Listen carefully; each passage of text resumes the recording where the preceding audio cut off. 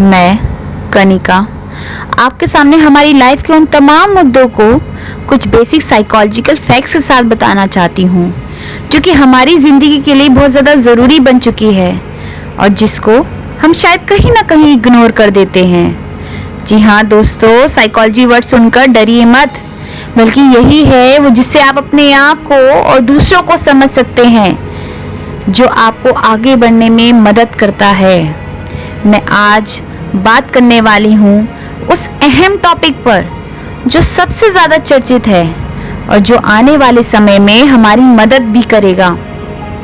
How to grow. जी हाँ दोस्तों, how to grow. आगे कैसे बढ़ना है, क्या करा जाए जिससे हम आगे बढ़ सकते हैं, ये सवाल सभी के मन में होता है, चाहे फिर वो कोई भी हो, एम्प्लॉयर, एम्प्लॉई, स्टूडेंट, वाइफ या फिर कोई भी। यही प्रश्न है जो हमारे दिलो दिमाग पर छाया रहता है। यही वो प्रश्न है जिससे हमें नींद नहीं आती। ऐसा क्या करे जो हमें बुलंदियों तक पहुंचा सके, ऐसा क्या करे जिससे हमारी लाइफ में बदलाव आ सके। इस सवाल का सिर्फ और सिर्फ एक ही उत्तर है, पॉजिटिव थिंकिंग। जी हाँ, सकारात्मक सोच। यह शब्द शायद आपको सुनने में बहुत छोटा सा लग रहा है, बहुत बार आपने इसे सुना भी हो, लेकिन यही है जिससे हम अपने मुकाम तक पहुंच सकते हैं। यही है जिससे हम अपनी आखिरी मंजिल तय कर सकते हैं। दोस्तों, सकारात्मक सोचना भी किसी आर्ट से कम नहीं है।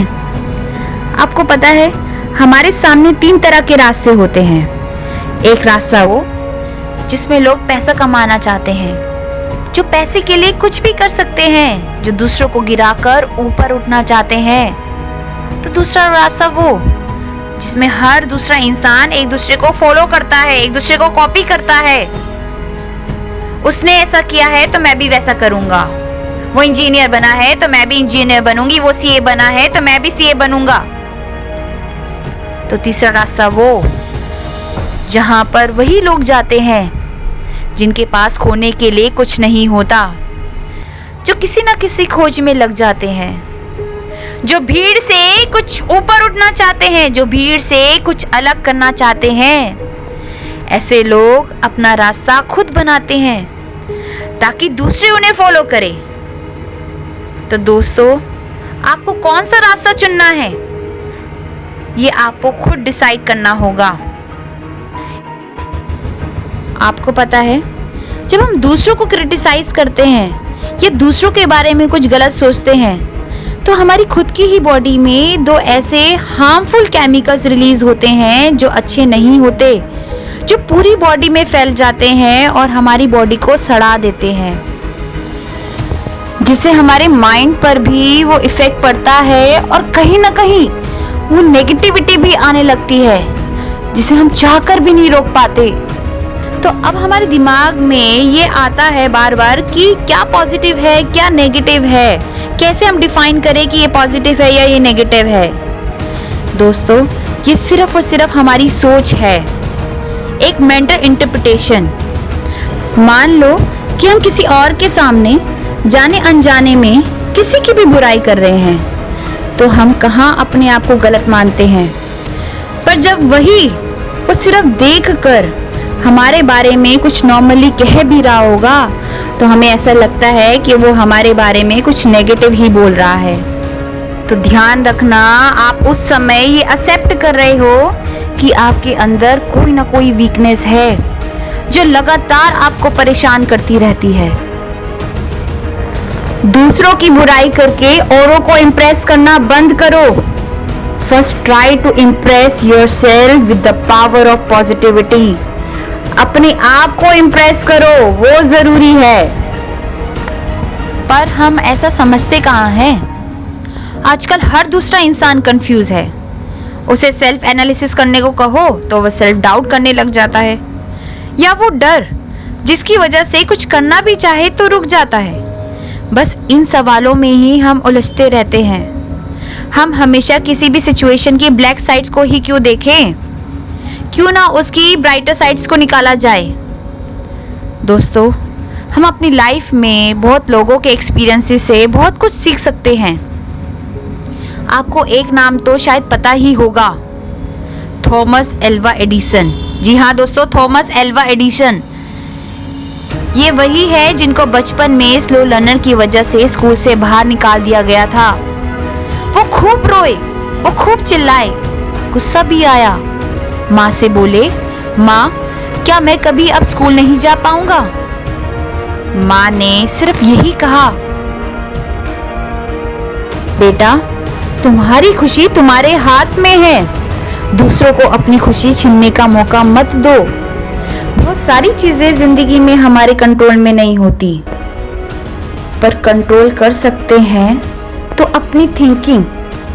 उन्होंने थॉमस एल्वा एडिसन को कहा, अगर तुम्हारे पेट में दर्द होगा तो तुम किस डॉक्टर के पास जाओगे?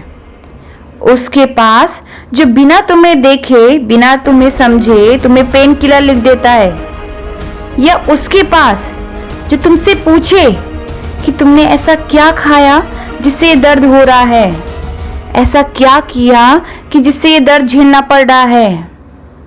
तुम्हें वो गहराइयों से सोचने पर मजबूर कर देता है और तुम्हें प्रॉब्लम का अपने आप ही सॉल्यूशन मिल जाता है। तो उस दर्द को जड़ से निकालना होगा, कोई टेम्परेरी सपोर्ट काम नहीं आएगा। वो सोचते हैं, खड़े होते हैं और देखते ही देखते अपनी लेबोरेटरी अपने घर पर ही बनाते हैं। वो अपनी मंजिल के बहुत ही करीब होते हैं कि एक दिन अचानक से उनकी लेबोरेटरी में आग लग जाती है। वो और उनका भाई सिर्फ आग को देखते ही रह जाते हैं। उनका भाई रोते हुए आखिरकार पूछ ही लेता है, भाई अब क्या होगा? पर वो कहाँ घबराने वाले थे। वो ऊपर देखते हैं और हंसकर बोलते हैं, थैंक्स टू गॉड, भगवान तेरा शुक्रिया। इसी के साथ मेरी जो गलतियां थी वो भी मिट गई। My all failures have been disappeared with this। और यही मैं आपको बता दूं कि वो इससे पहले अपने 1000 एक्सपेरिमेंट्स में फेल हो चुके थे। And you know what, with in only 3 weeks he has invented a phonograph and many more inventions which we all know that।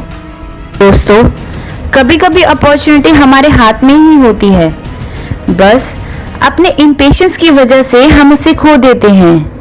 हमें ऐसा लगता है कि अपॉर्चुनिटी सिर्फ हमारे टाइम पर ही नहीं आती है, तो ज़रा सा अगर हम अपने ऊपर कंट्रोल रखें तो एक नहीं 1000 अपॉर्चुनिटीज हम खुद से क्रिएट कर सकते हैं।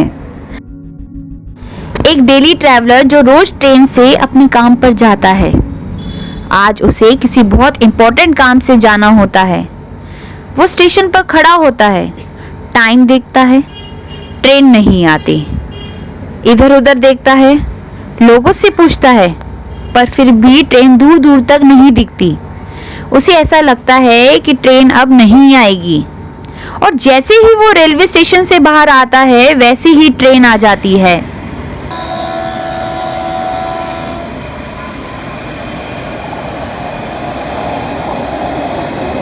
और आखिरकार दूसरे स्टेशन पर गाड़ी को पकड़ता है।